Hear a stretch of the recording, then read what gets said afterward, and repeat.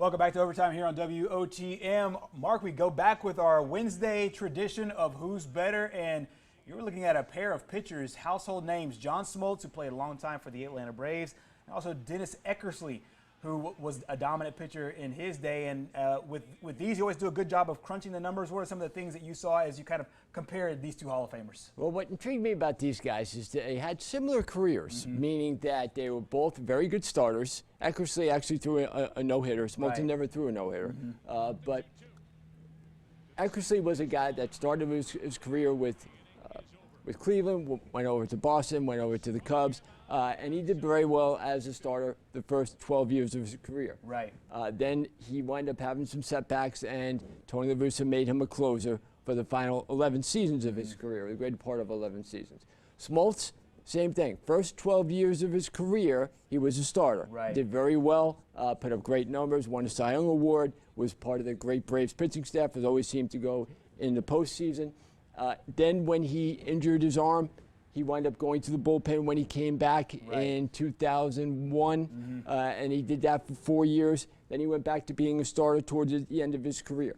So those are the similarities between the two. Both of these guys are guys that had overpowering stuff, and they both had presence on the mound. I mean, they were fun guys to watch pitch. So that's what intrigued me to want to see. Well, I wonder how similar they are when looking at their numbers as a starter and they're looking at their numbers as a reliever. So doing that, we look at their overall career numbers. Now, this is how I just wanted to separate this just to show you the difference in appearances and starts and innings pitched. So Eckersley has 348 more appearances than Smoltz, and Smoltz has 120 more starts than Eckersley. But that just, Eckersley's appeared in more games because he was a reliever. And their innings pitch is only about 200 differential, so it's not that big, but it's big enough for like a season as a starter. So that's the very first thing when we're looking at how to compare their career numbers, just so you get that breakdown. So then you look at the breakdown of wins and losses. Smoltz 213 wins, Eckersley 197 wins. Eckersley would have been one of the only guy to win 200 games and save 200 games. He didn't reach that. Smoltz is a guy that's won 200 games and saved over 130 games.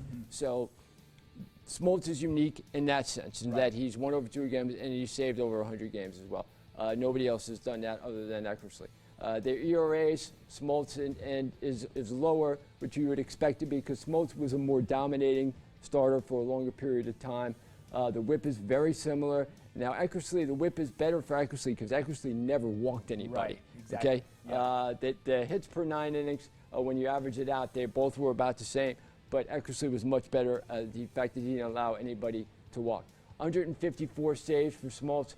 390 for Eckersley. Opponent batting average, a little better for Smoltz. OPS, a little better for Smoltz. And strikeouts per 9 innings. Smoltz was a strikeout guy. So that's their overall numbers when you're looking at that. And also in the regular season. Yes, for the regular season. Then their career in the postseason was, for Smoltz, he made his bones in the postseason. 15 postseason wins, among the most ever in Major League history. 41 games. He was always going to be one of the main guys, whether it's in the first game, second game, because they would go back and forth. 1 year Smoltz would start game 1, 1 year Glavine would start game 1, whether it was Division Series or the LCS or the World Series, that's how they went back and forth. In 1996, when he won a Cy Young Award, Smoltz started game 1 of the World Series, shut down the Yankees. Then game 5, probably pitched the best game of his career, wound up losing to Andy Pettitte 1-0. Eckersley appeared in 28 games, but again, as a reliever, a little different than as a closer. The innings pitch is different, where Smoltz has a lot more innings pitched. The ERA, Smoltz for a starter, 2.67 with more innings pitched, very good. Again, whip, you expect Eckersley to be lower. Opponent batting average, Smoltz really holds opponents. They just couldn't hit him in the postseason. Was one of the more dominating postseason pitchers.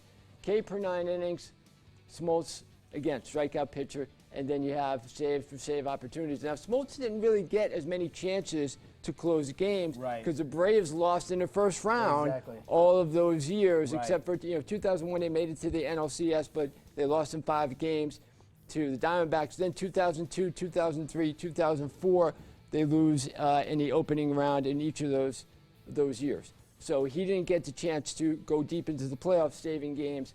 Eckersley, 15 for 17 in the postseason saving games. Although not as many appearances as Smoltz, and probably for Eckersley, the one thing you remember about him is that home run he allowed to Kirk Gibson. But that was at the very beginning of his postseason career. Still won the World Series in '89, made it back in '90, made it back in '92, and then he had a little short stint with the Cardinals in '96 as well. So overall, I think Eckersley, those are not bad numbers when you consider 15 for 17 as a closer. That's not bad in the postseason. Then what I did was I averaged out their first 12 seasons, because that's the one thing that you can say is very similar with both of them. Right. Because their first 12 seasons, they both started, and those are the totals for those first 12 seasons, meaning they were both starters, and they didn't get hurt, so they started a similar amount of games. As you can see, 356 to 359, only a difference of 3 in a 12-year span. So the same amount of years, to me, the way it worked out was perfect. Exactly. Because up until Eckersley became a closer, it was 12 years, and up until Smoltz got injured, it was 12 years. So that worked out perfectly. So this is that comparison. Smoltz, 6 more wins in 3 less starts, lower ERA, lower WHIP, hits per 9 innings was better, K per 9 innings was better. And back then, Eckersley, when he pitched and when he was a starter, complete games were more common. They weren't as time got on. Now they're really not that common. But back when Smoltz began his career in '88, '89, you could have guys have maybe 8, 9 complete games a year. Now you don't have that. So from '88 to '90 to '99, Smoltz, 47 complete games, 14 shutouts. Look at how close this comparison is. Razor-thin margins, and this gives you an idea of how great Eckersley was as a starter. He doesn't get enough credit how great he was as a starter. That's why he's in the Hall of Fame. Going up against a guy like John Smoltz and being able to stay with him is pretty impressive. I didn't realize that they were this close as far as their starting numbers. But again, first 12 years of their career for both of these guys, that's how the numbers lay out. Go ahead. Then you look at their overall awards. For Smoltz, he won the MVP in 1992 NLCS. And Eckersley was one of the few guys to win a Cy Young Award and an MVP that he did in '92. Smoltz won the Cy Young Award in 1996. And he also won, both players actually won an League Championship Series award. Eckersley won his in 1988. So both of those guys were pretty good in the postseason. They had the ability to dominate a series. Eckersley got all 4 saves in that '88 ALCS. And Smoltz, when he won his, I believe it was the '92 NLCS, wound up winning a couple games in that postseason as well. When they matched up back-to-back years against the Pirates. Both guys are Hall of Famers. Both guys made all-star games in their career. But again, Smoltz made it as a starter and reliever, and so did Eckersley. But Smoltz made more appearances as a starter because overall, even though the numbers are kind of similar, Smoltz was considered the better starter when he was the main guy for the Braves. Eckersley kind of went back and forth between Cleveland, Boston, and the Cubs, and he had some problems, I know, with alcohol and some other things before he got his life straight. So there was a different dynamic for Eckersley the first 12 years of his career compared to Smoltz the first 12 years of their career. But overall, their numbers still work out pretty similar when you consider the fact that Eckersley did have those problems. So the other thing I did that we don't have a graphic on was I took their average seasons as a closer. Okay, so even though they had, Eckersley had over 11 seasons as a closer, Smoltz only had 4. So the average season for Smoltz, 61 games, 2.65 ERA, 1.02 WHIP, and 38 saves. Right. For Eckersley, 58 games, 2.95 ERA, 0.99 WHIP, and 34 saves. So that's very close as well. Right. A 4 save difference, and this is averaging out their bullpen numbers for a season, taking their overall numbers and averaging it out for 1 year. So I think that's the fairest way to do it, being that Smoltz only had 4 seasons and Eckersley had 11. But again, we're talking about 2 guys that are in the Hall of Fame. Right. Eckersley won 197 games and saved over 300 of 390. Smoltz won over 200 games and saved 154. But the overall interesting thing about their save numbers, Smoltz had a 91% save rate, right. And Eckersley only had 85%.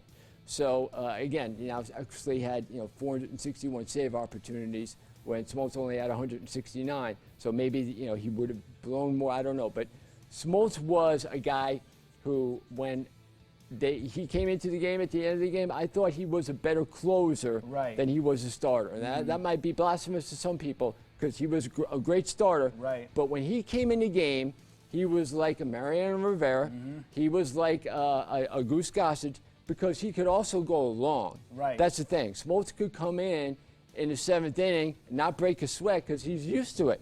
He's used to being able to use his assortment of pitches and be able to use his kind of knowledge of the game to get ahead as a reliever. A lot of relievers don't do that. A lot of relievers only have 2 pitches. They don't waste time. They go right after the guy. Smoltz was able to use all of his pitches because with what he learned as a starter, and that's something Eckersley did too. And then because of that, Smoltz's numbers as a closer were better, where he didn't walk as many people because he wasn't going to waste pitches, and that's something Eckersley learned as well. But I think looking at the 2 of them and being able to see the similarities for why Eckersley became a closer and how he benefited from it, and then how Smoltz benefited from his years as a starter when he was a closer, I would say that Smoltz overall was a better pitcher than Eckersley, and on a shorter span, a better reliever than Eckersley. Right. And if he would have been able to have the many seasons as Eckersley did as a closer, he would have put up similar numbers and dominated just as much, and he probably would have been one of the best closers in the Mariano Rivera territory as far as numbers. Probably saved over 400 games, done all that. But just what he did overall as a starter and closer, I would say Smoltz is better. Not by much, because Eckersley was great, but again, both Hall of Famers. But Smoltz was just a special pitcher who showed up at big times, 15 postseason wins, and he just wasn't scared of anything. You had a lot of confidence when Smoltz was on the mound. Thanks to Eckersley allowing that home run to Gibson, maybe that same aura isn't with him like it is with Smoltz. Exactly. I think that one pitch, that one hit really did work a lot of wonders. I think the illuminating part is those first 12 years, just how razor thin that they both are. But I kind of agree with you. I think between the 2, I'll have to take Smoltz overall. But it's a great breakdown, not only of their 2 years, but of a fantastic pair of careers for a pair of Hall of Famers. Once again, another great job on our installment this week of Who is Better. Well, coming up next here on Overtime, the NBA Finals are now underway. Game 1 in the books. We'll talk about it coming up next.